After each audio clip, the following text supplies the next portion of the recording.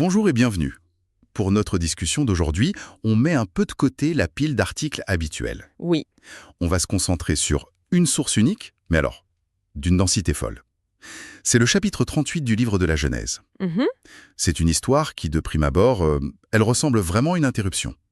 On est en pleine saga de Joseph, vendu en Égypte, et tout à coup, le projecteur se déplace sur son frère Judas. oui, on a l'impression que le narrateur appuie sur pause et nous dit « Attendez, regardez bien ce qui se passe ici, c'est absolument crucial. C'est ça. Ce n'est pas du tout une digression. C'est une pièce maîtresse qui explore des thèmes incroyablement modernes. La justice, l'hypocrisie, la survie. » Exactement. Et c'est un peu notre mission aujourd'hui, décortiquer ce drame à travers ces deux personnages centraux, Judas et sa belle-fille Tamar.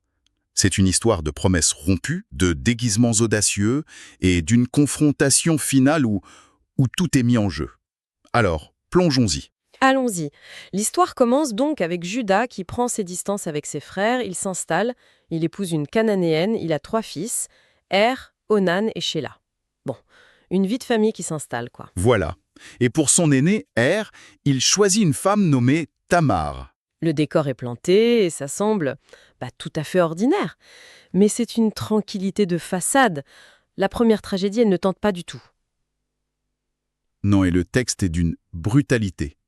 Le verset 7 dit juste « Er, premier-né de Juda, était méchant aux yeux de l'Éternel, et l'Éternel le fit mourir. » C'est direct. Voilà, d'un coup, Tamar se retrouve veuve et, point crucial, sans enfant.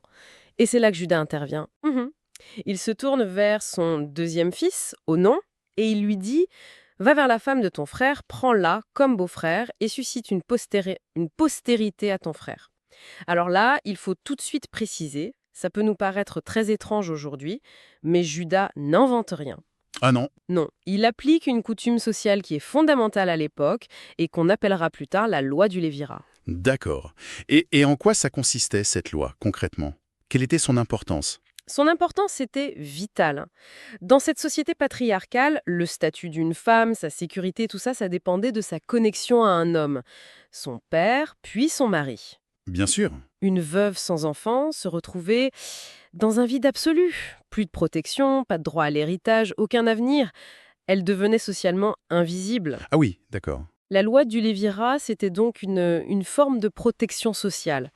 Le frère du défunt avait l'obligation de prendre la veuve pour femme.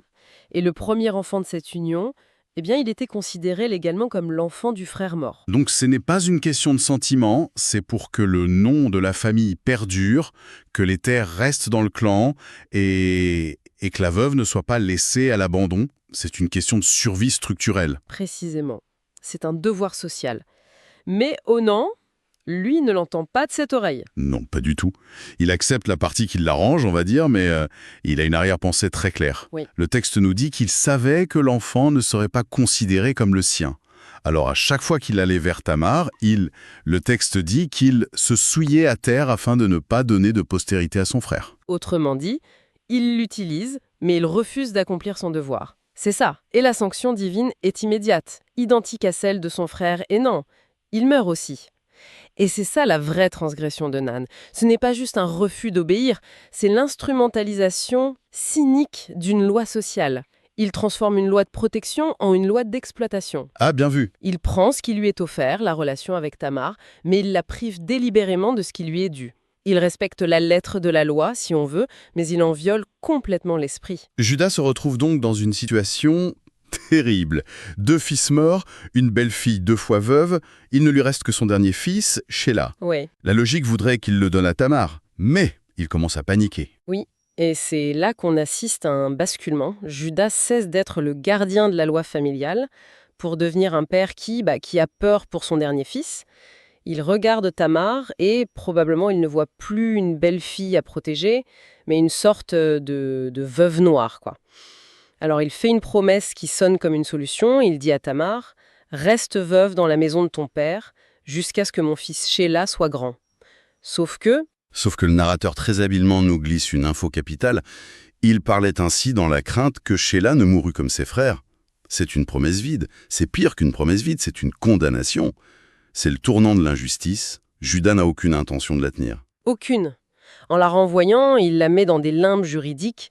Elle n'est plus sous sa responsabilité, mais elle n'est pas libre non plus. Elle est enchaînée à une promesse qui ne sera jamais tenue. Le temps passe. Longtemps.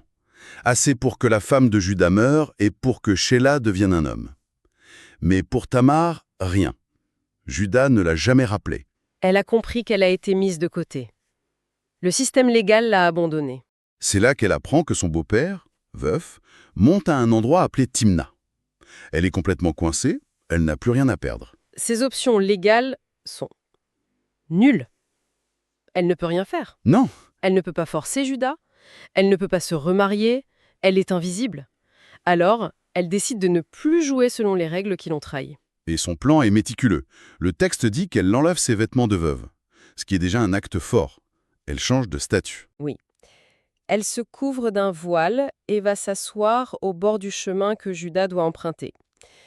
Le déguisement est parfait. Le voile la rend méconnaissable, mais il la désigne aussi comme une prostituée. C'est une prise de risque énorme. Elle met en jeu sa réputation et sa vie, mais c'est sa seule carte. Judas arrive, il la voit et, comme prévu, il la prend pour une prostituée.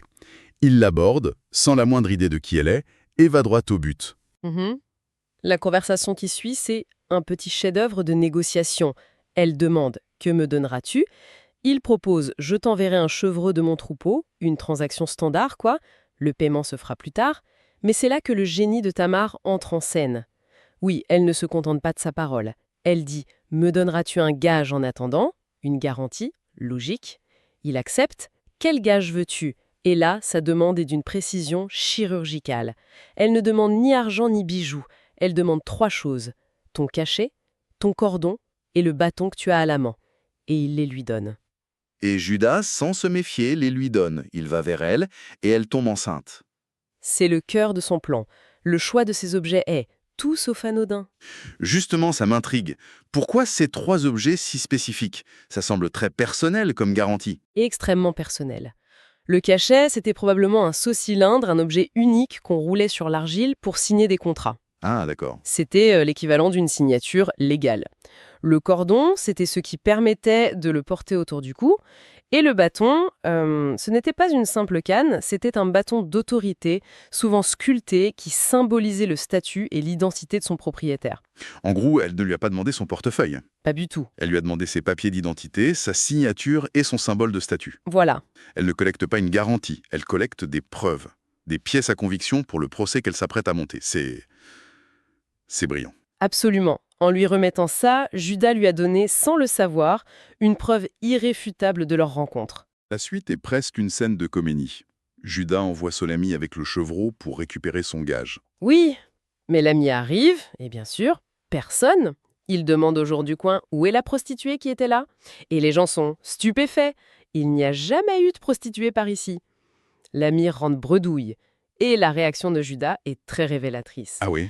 Il ne s'inquiète pas de la perte de ces objets si personnels, si importants. Son unique préoccupation, c'est sa réputation. C'est fou.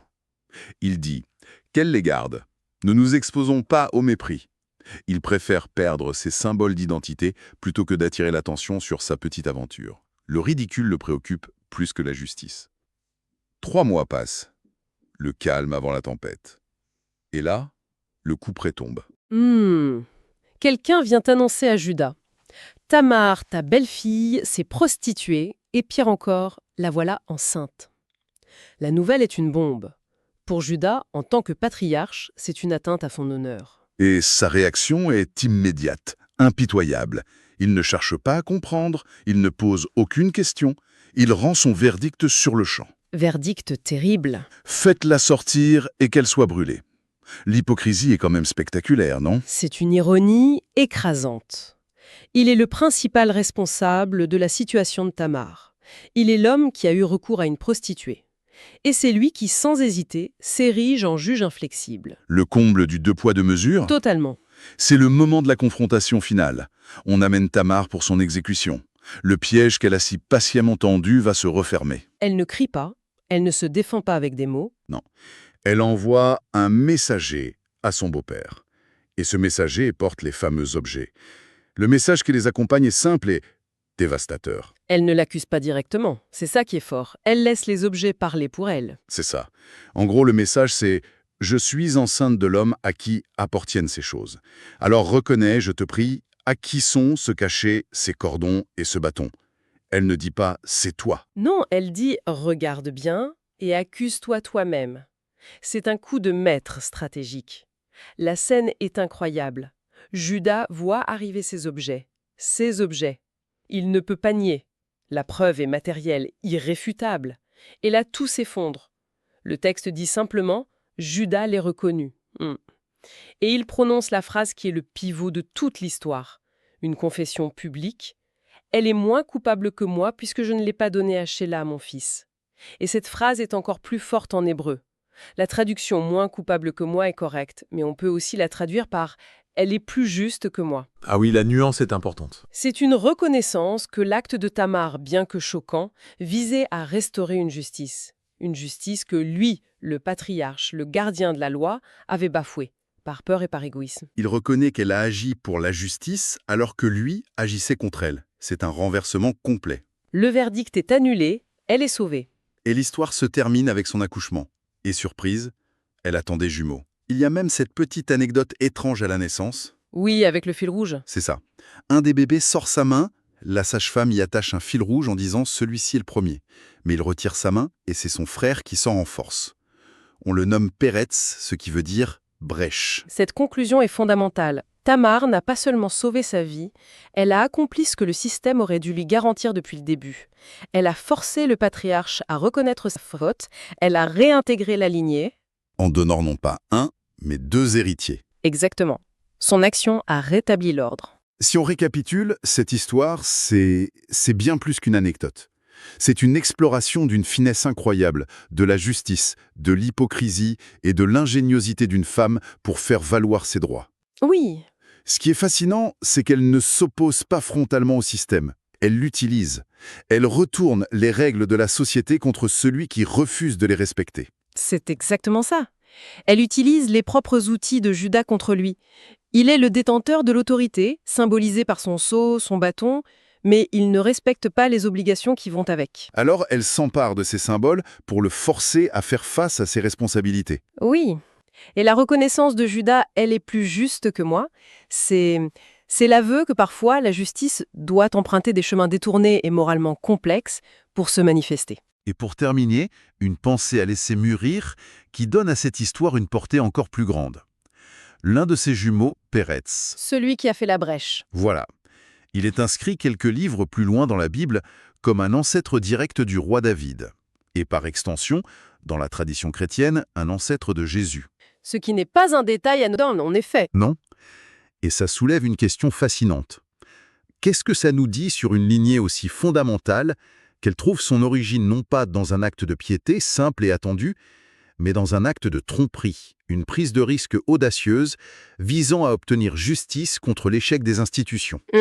Cela suggère peut-être que la droiture n'est pas toujours là où on l'attend, et que la justice peut parfois se frayer un chemin dans le monde par des voies tout à fait inattendues.